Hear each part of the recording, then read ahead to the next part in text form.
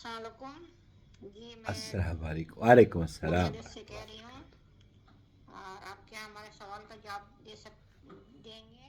کوشش کروں میں گا. کاؤنسلنگ پڑھاتی ہوں، قرآن شریف وہ پڑھاتے ہیں. یہاں میرا سرٹیفکیٹ نہیں ہے، میں آن لائن کے ذریعے تجویز قرآن سیکھی ہوں ٹھیک ہے. گرامر حساب سے. ماشاء اللہ. کیا یہ پڑھانا جائز ہے ہمارے لیے؟ کیا اس کا رقم بھی لینا کیا ہمارے جائز ہے کہ نہیں؟ میرے پاس سرٹیفکیٹ نہیں ہے، لوگ کہتے ہیں تمہارے پاس سرٹیفکیٹ نہیں ہے، یہ ویلڈ نہیں ہوگا. آپ ذرا اس میں ہماری اس بات کو رہنمائی کریں. اللہ حافظ، اللہ مجھے آخر عطا کرے. آمین آمین. دیکھیے سرٹیفکیٹ ضروری نہیں ہے، علم ضروری ہے. آپ نے علم حاصل کیا ہے. بہت سارے بچے، بہت سارے اساتذہ ایسے ہیں جو کہ مدارس میں تعلیم حاصل نہیں کرتے، لیکن ان کے پاس تعلیم ہوتی ہے، علم ہوتا ہے، قرآن پڑھنا بھی آتا ہے، قرآن پڑھانا بھی آتا ہے، لیکن ان کے پاس سرٹیفکیٹ نہیں ہوتا. اور بہت ساری مثالیں علماء کرام کی ایسی دی جا سکتی ہیں جنہوں نے مدارس سے تعلیم یا یونیورسٹیز سے تعلیم حاصل نہیں کری، اور لوگ انہیں بلکہ اماموں کا درجہ رکھتے ہیں. تو ایسی صورت میں آپ کو اگر علم آپ کو اللہ رب العالمین نے عطا فرمایا تو اس کو نشر کیجیے، اور اس کی پرواہ نہ کیجیے کہ آپ کے پاس سرٹیفکیٹ ہے یا نہیں ہے.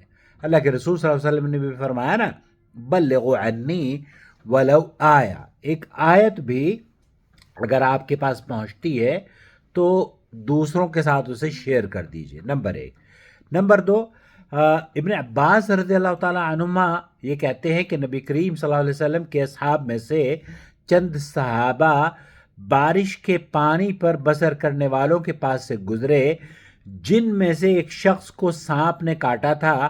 تو ان میں سے ایک صحابی نے وہ جو جس کو سانپ نے کاٹا تھا، ان کا ایک آدمی، ایک صحابی رسول صلی اللہ علیہ وسلم کے پاس آیا اور کہنے لگا، تم میں کوئی دم کرنے والا ہے؟ اب اس شخص کی بات سننے کے بعد نبی کریم صلی اللہ علیہ وسلم کے صحابہ نے پانی میں ایک شخص کو سانپ نے کاٹ لیا تھا، تو اس پر ایک صحابی گئے اور بکریوں کے عوض سورہ فاتحہ پڑھ کر دم کیا. تو وہ آدمی اللہ کے فضل و کرم سے ٹھیک بھی ہو گیا. چنانچہ وہ صحابہ کے پاس بکریاں لے آئے، لیکن ان کے ساتھیوں نے اسے اچھا نہیں سمجھا. صحابہ نے اسے اچھا نہیں سمجھا. یہ شک ہونے لگا کہ کہیں ہم نے قرآن کریم کو پڑھ کر جو دم کیا ہے یہ کہیں حرام نہ ہو جائے. وہ بہرحال نبی کریم صلی اللہ علیہ وسلم کے پاس جب مدینہ منورہ تشریف لائے اور وہاں اس بات کا تذکرہ کیا تو اللہ کے رسول صلی اللہ علیہ وسلم نے فرمایا، جن چیزوں پر اجرت لینی جائز ہے ان میں سب سے مستحق قرآن پاک ہے. اس حدیث کو امام بخاری نے نقل کیا ہے.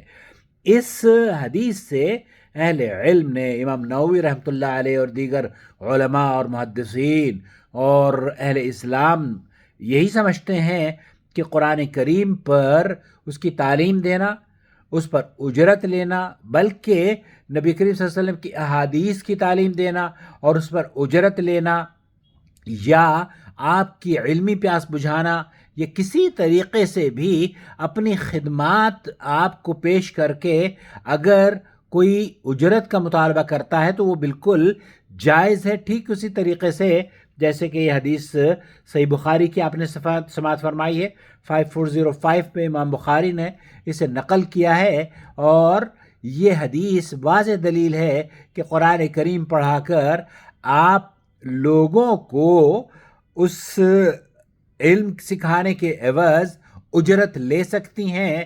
اور سرٹیفکیٹ اگر ہے فبیہا، لیکن اگر سرٹیفکیٹ نہیں ہے تب بھی علم آنا چاہیے، علم ہونا چاہیے. اللہ تعالی ہمیں اور آپ کو قرآن و سنت کی نشر و اشاعت کرنے والا بنا دے. والسلام علیکم ورحمۃ اللہ وبرکاتہ. پلیز چینل کو سبسکرائب کر لیجئے، اور اگر آپ اس چینل کو سپورٹ کرنا چاہتے ہیں تو جوائن ممبرشپ کے ذریعے یا فیس بک پر اسٹار کے ذریعے ہمیں سپورٹ کیجئے.